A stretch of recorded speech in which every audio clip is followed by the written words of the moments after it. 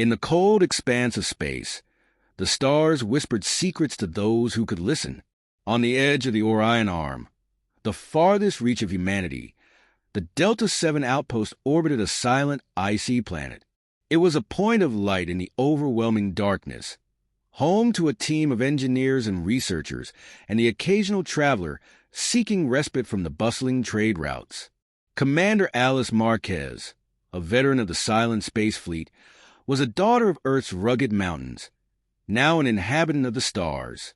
Her eyes were accustomed to the digital glow of command consoles, rather than the warmth of an earthly sun.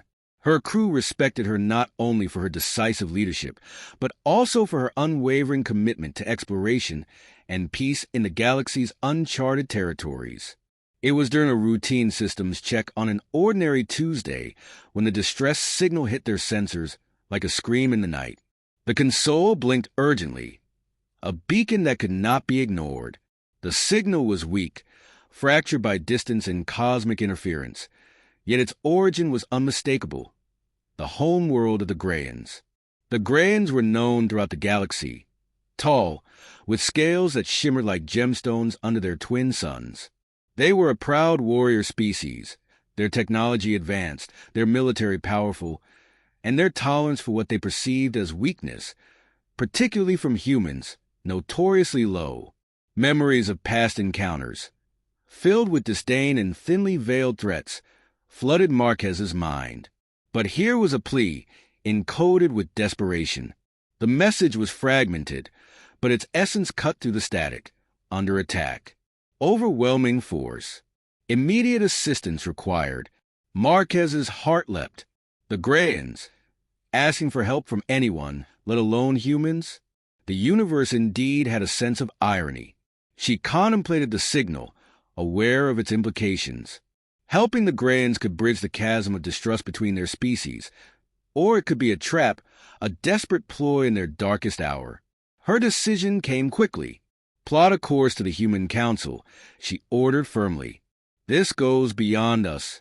The journey to the Council was a blur of starleans and silent prayers. The crew understood the gravity of their discovery, the weight of the decision that lay ahead. The Council's response was predictably cautious, but the underlying current of opportunity to change the galactic narrative was too potent to ignore. Admiral Luna Han, with her sharp strategic mind and a heart as vast as space itself, was chosen to lead the response. A fleet was assembled, not the largest in the human arsenal, but fast and versatile, capable of deploying and retreating quickly if the situation soured. As they prepared to depart, Han addressed her crew, a mix of seasoned veterans and young cadets with more courage than experience. "We go not because it is easy, but because it is right," she said, echoing ancient words from Earth's history. "We go to offer aid, to extend the hand of peace even to those who have rejected it. This is who we are." The fleet set off, a caravan of hope traversing the dark tapestry of space. Ahead lay uncertainty, a besieged planet, an unknown enemy, and the possibility of altering the course of the galaxy. Delta 7 departed to continue its vigil on the frontier, bidding farewell with a silent salute. Commander Marquez watched as the fleet disappeared into the warp, a sense of pride mingling with her fears. In the vast, indifferent universe, humanity chose to be the light, to answer the call of the afflicted, even when it came from the lips of their detractors. The beacon of the Grayan homeworld, once a mere whisper in the darkness, now resonated like a drum, calling the brave to action, to an encounter that would test the very essence of what it meant to be human. The chambers of the Human Council, a vast circular room with a domed ceiling displaying a holographic projection of the galaxy, buzzed with an undercurrent of tension and anticipation. At the heart of the room, a holographic model of the Grayan homeworld rotated slowly, its continents and oceans highlighted against the backdrop of surrounding space. The council members, representatives of Earth and its colonies, were gathered, their expressions ranging from concern to outright skepticism. Admiral Luna Han, standing before them, was the embodiment of calm and resolve. Her reputation as a tactician and peacemaker preceded her. But the task at hand was unlike any she had faced before. The Grands have never asked for our help, she began, her voice echoing in the chamber. This distress call is not just a plea for aid. It is a potential turning point in our relations with them, and indeed, with the entire galaxy. The council murmured among themselves. The Grands' disdain for humans was no secret, stemming from centuries of territorial disputes and cultural misunderstandings. Their request for help was as surprising as it was suspicious. Counselor Jamin, a vocal skeptic, voiced his concern. Admiral Han, while your idealism is commendable, we must consider the possibility of a trap. The Grands have never shown any inclination toward peace with us. Why should we risk our fleet and our people on what could well be a ruse? Han nodded, acknowledging his point. I understand the risks, she replied, but consider the message we send by turning our backs on them. We have the opportunity to demonstrate the values we hold dear: compassion, courage, and the pursuit of peace. If there is even a chance we can save lives, we must take it. The debate continued, arguments flaring and fading like the stars themselves. Ultimately, it was the potential for galactic change, the opportunity to foster peace where none had existed, that swayed the council. The decision was made. A fleet led by Han would respond to the Grand's call. Preparations began immediately. The assembled fleet was not the most powerful in the human arsenal, but was designed for speed, agility, and versatility. The sleek, resilient ships were equipped with the latest in human ingenuity, advanced medical facilities, cutting-edge defensive systems, and non-lethal crowd control options that emphasized the humanitarian nature of the mission. As the fleet prepared to depart, Han gathered her officers for a briefing. The atmosphere was charged with a mix of excitement and solemnity. This mission will not be easy, she told them, her gaze sweeping the faces before her. We are stepping into the unknown. But remember, we go not as conquerors or aggressors, but as helpers, as saviors. The goal is to save lives and, if possible, pave the way for lasting peace. The fleet's departure was a quiet affair, watched by millions across human territories. There were no grand speeches or parades, just a collective breath, a whispered hope against the immensity of space. As the ship slipped into the warp, bound for the Grayan homeworld, a single thought united the crew. They were the unlikely heroes venturing into the jaws of the unknown, not for glory or conquest, but because when the galaxy called, only the humans had the courage to answer. The journey through warp space was a passage of silence and mystery, a bubble of reality speeding through the impossible. Inside the fleet's flagship, the Vanguard, Admiral Lunahan stood on the observation deck, watching the swirl of colors beyond the transparent alloy. Her crew moved with silent efficiency around her, each person aware of the gravity of their mission.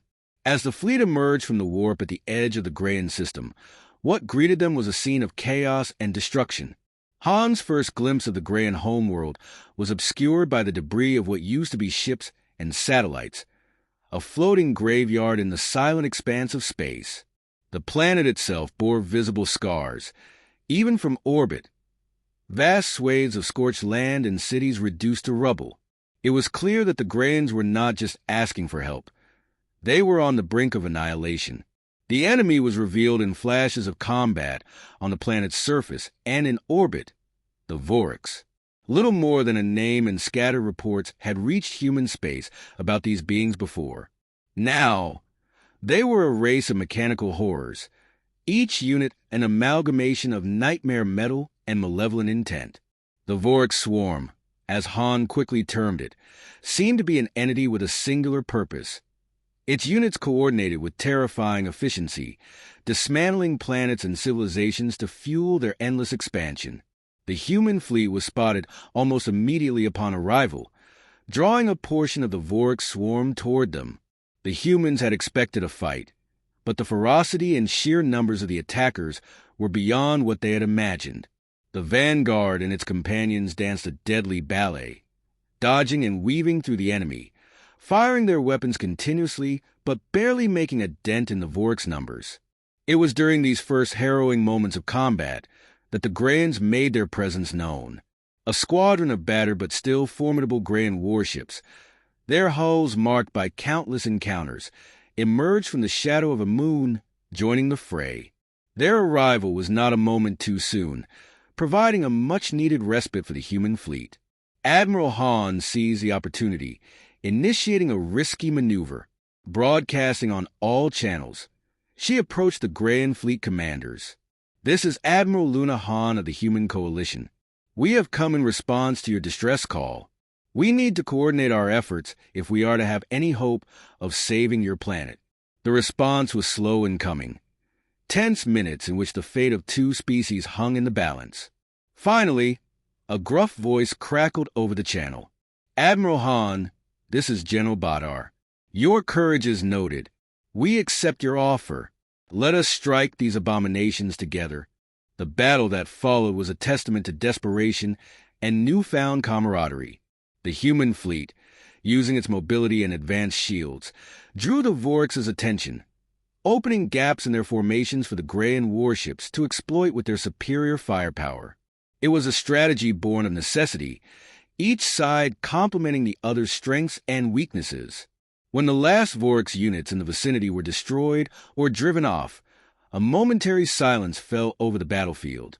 The Vanguard and the Grand flagship, the Pride of Graia, floated side by side, a silent acknowledgement of their mutual survival and the beginning of a fragile alliance.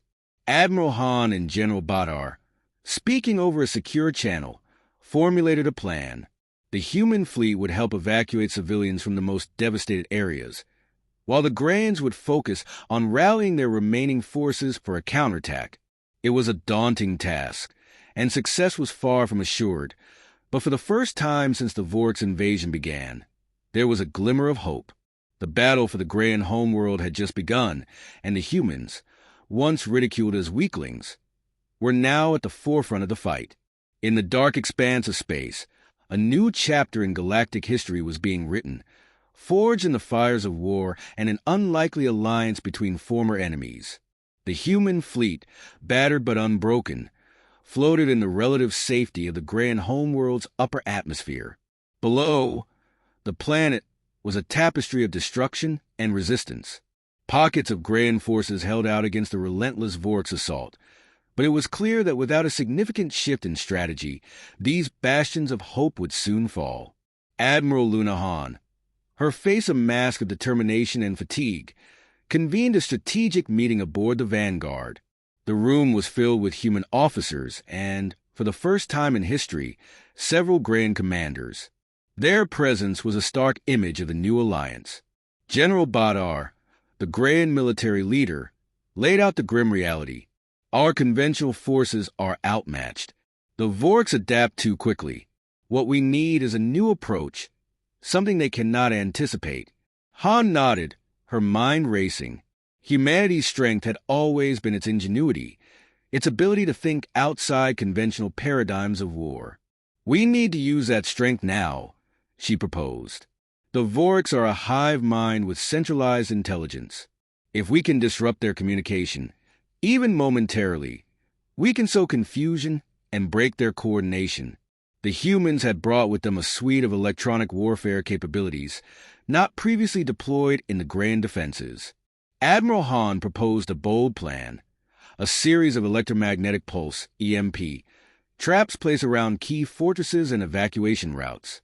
These devices, designed to temporarily disable electronic systems, would be devastating to the mechanically minded Vorix, offering windows of opportunity for attacks or retreats.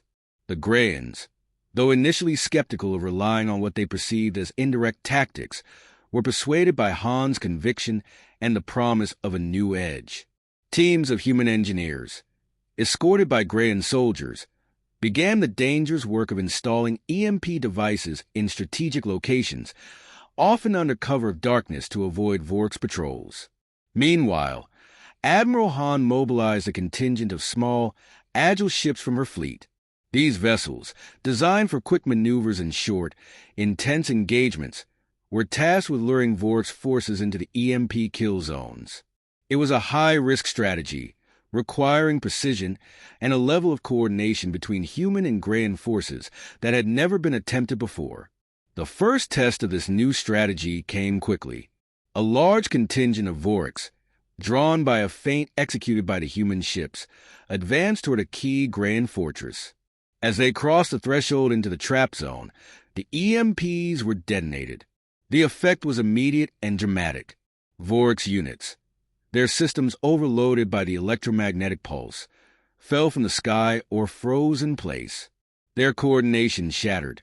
The Grayan forces, lying in wait, advanced, capitalizing on the chaos. It was the first significant victory since the Vorics invasion began, a testament to the effectiveness of the human Grayan strategy and a beacon of hope in a seemingly endless night. In the days that followed, the EMP trap and hit-and-run tactics were implemented on multiple fronts, each time forcing the Vorics to regroup and reassess. The bold, unconventional plan of Admiral Han had given the defenders a much-needed edge, turning the tide of the battle in a way that brute force and direct confrontation had yet to achieve. Despite these victories, everyone knew the war was far from over. The Vorics were learning to adapt to the new human tactics with terrifying speed. It was only a matter of time before they devised countermeasures, and the Alliance would have to be ready with another unexpected move. For now, however, Admiral Han allowed herself a moment of quiet satisfaction. In the context of a war-ravaged planet, an unlikely alliance had found strength in diversity, combining their unique abilities to forge a new path forward. It was a small victory in the grand scheme, but in the dark immensity of space, even the smallest light of hope could illuminate the path to salvation. In the weeks following the implementation of the EMP strategy, the human Grayan alliance began to see a shift in the war's dynamics. Though the Vorics remained a formidable threat, they had been forced into a defensive posture for the first time since their invasion began. This unexpected turn of events allowed the Allied forces to regroup and refine their tactics, integrating human technology and ingenuity even further with Grayan firepower and resilience. Admiral Luna Han, ever the strategist, knew this advantage was temporary. The Vorics were adapting, their attempts to counter the EMP traps becoming more sophisticated with each encounter. It was a race against time, a window of opportunity that needed to be exploited to its fullest. Han convened a meeting with her senior officers and Grayan counterparts, proposing a next bold step. Our EMP traps have given us the breathing room we needed, but we cannot rely on them indefinitely, she stated. It is time to take the offensive, to strike the Vorics where they are weakest. The plan was audacious. Human engineers, working alongside Grayan scientists, had developed a virus designed specifically to attack the Vorics' hive mind's communication network. By infiltrating a heavily fortified position from where they coordinated their planetary assault, the Alliance could deliver the virus directly into the heart of the Vorics' command structure. It was a suicide mission, but one that, if successful, could end the war. Volunteers for the mission were not hard to find. Among them was Captain Elena Santos, a skilled pilot and tactician who had lost her family in the war.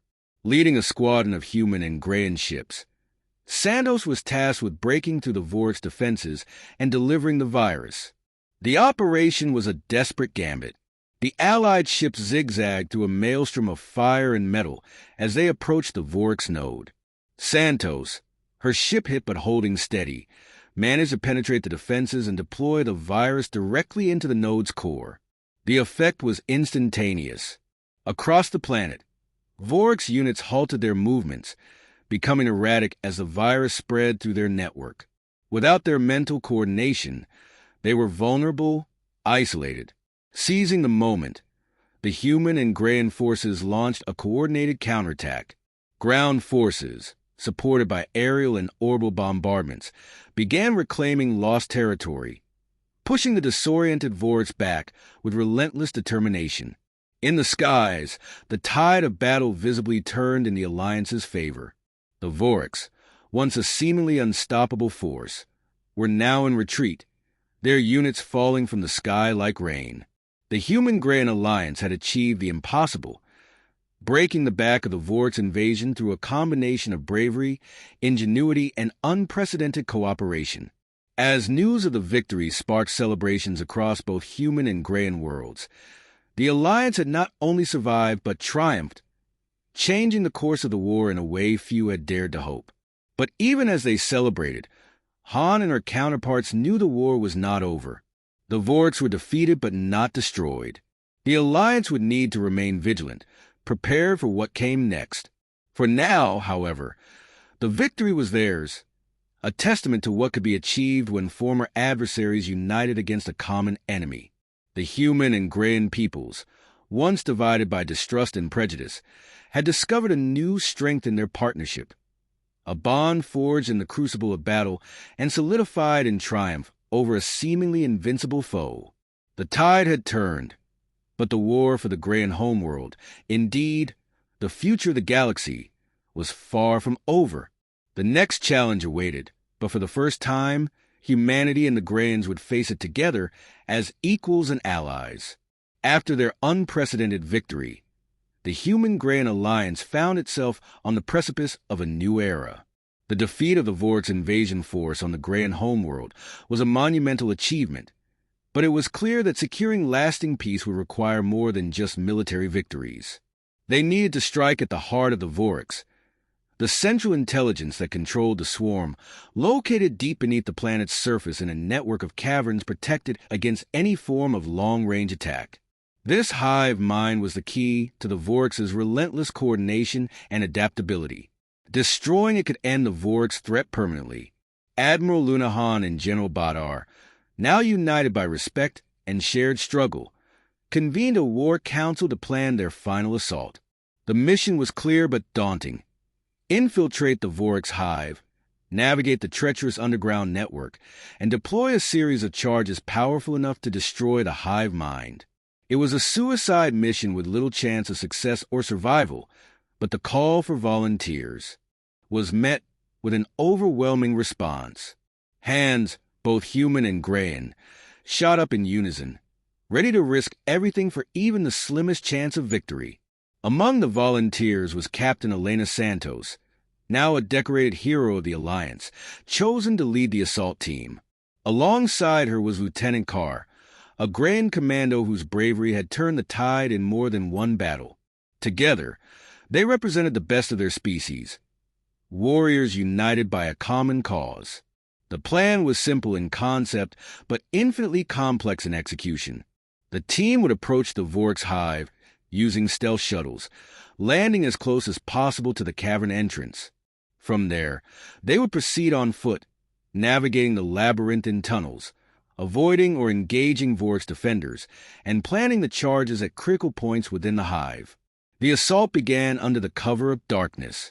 The shuttles descended silently through the night sky. The Vorks, ever vigilant, launched interceptors, but they were quickly drawn away by a diversionary force.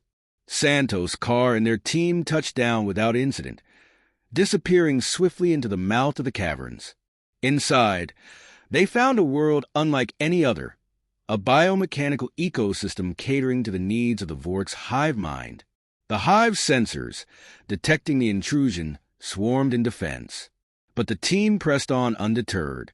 The deeper they ventured, the more intense the resistance became. Every step was contested, every meter gained paid for in blood and sacrifice. Santos, leading from the front, displayed a level of courage and leadership that inspired her team to push beyond their limits. After what felt like an eternity, they reached the heart of the hive. The chamber was vast, a cathedral to the Vorks collective, pulsing with energy. Here, they encountered the final defense, a swarm of Vorks guardians surrounding the core. The battle was fierce, a maelstrom of fire and fury. But through sheer will and determination, the team fought their way to the center. With the charges set and the timer ticking down, Santos gave the order to retreat. But it was clear that not everyone would make it out alive. As the charges detonated, collapsing the caverns and destroying the hive mind, a silence fell over the planet. The Vorks, deprived of their central command, fell into disarray. Their units ceased hostilities or shut down entirely. The costs had been high, but the mission was a success. The Vork's threat had been neutralized. Their reign of terror over the Grand homeworld brought to an end. Santos, Carr, and a handful of survivors emerged from the ruins, heroes of a war that would be remembered for generations. The victory was bittersweet. Many lives had been lost, but in their sacrifice, a new hope was born. Humanity and the Grans, once adversaries, had forged a bond in the fires of war, a testament to the power of unity and the indomitable spirit of those willing to stand against the darkness. As the sun rose over a liberated planet, Admiral Han and General Badar stood side by side, watching the first light of dawn pierce the shadows. The war was over, but the journey had only just begun. The future was uncertain, but for the first time, it was a future they would face together, as allies, as friends. In the aftermath of the Vork's hive's destruction, the Grayan homeworld began a slow and painful process of healing. The victory, though monumental, had left deep scars, both on the planet's surface and in the hearts of its inhabitants. Cities lay in ruins, ecosystems were devastated, and countless lives had been lost. Yet, amidst the devastation, a new foundation was being laid, one built on unity and mutual respect between humans and Grayans. Admiral Lunahan and General Badar, once allies on the battlefield, became architects of reconstruction. Their first task was to ensure the security of the Grayan homeworld, repurposing the remaining human fleet to assist in planetary defense and the cleanup of Vork's remnants that still haunted the planet's less accessible regions. The Human-Grayan Alliance, forged in the crucible of war, became a beacon of hope across the galaxy. News of their victory and unprecedented cooperation spread far and wide, challenging deep-seated prejudices and inspiring other worlds to seek peaceful resolutions to their own conflicts. In the months that followed, delegations from various galactic powers visited the Grayan homeworld, bringing aid and the promise of new partnerships. A Grand Council was established, with representatives from both human and Grayan societies, to oversee reconstruction efforts and lay the groundwork for lasting peace. Admiral Han was hailed as a hero, but she remained humble in victory. Our success, she often said, was not the triumph of one species over another, but the triumph of unity over division, of courage over fear. We must remember that the war was not won by the strength of arms, but by the strength of the heart. The Grayans, for their part, were transformed by the events. The once proud and solitary warriors had come to value the strength found in diversity and cooperation. Monuments were erected, commemorating not only the fallen Grayan heroes, but also their human comrades who had stood with them against the darkness. General Batar, speaking at the unveiling of one such monument, declared, "We were taught to believe in the supremacy of our strength, but we have learned that the greatest strength lies in the ability to unite for a common cause." As the planet rebuilt, so did its people. Communities that had once been defined by species now blended together, with humans and Grayans living and working side by side. Shared experiences of loss and survival became the seeds of lasting friendships and bonds that transcended old prejudices. In the capital, a new monument was unveiled, a testament to the unity and sacrifice of all who had fought. It depicted a human hand and a Grayan claw reaching toward the stars, intertwined. An inscription read, "In memory of those who fell, in celebration of the future they secured. Together, we rise." The war was over, but the story of the Human-Grayan Alliance was just beginning. Together, they faced the monumental task of building a future that would honor the sacrifices made. A future filled with challenges, but illuminated by a new light of understanding and cooperation. The galaxy watched as, from the ashes of conflict, a new era of peace and partnership began to emerge. The legacy of the war was not one of destruction and despair, but of hope.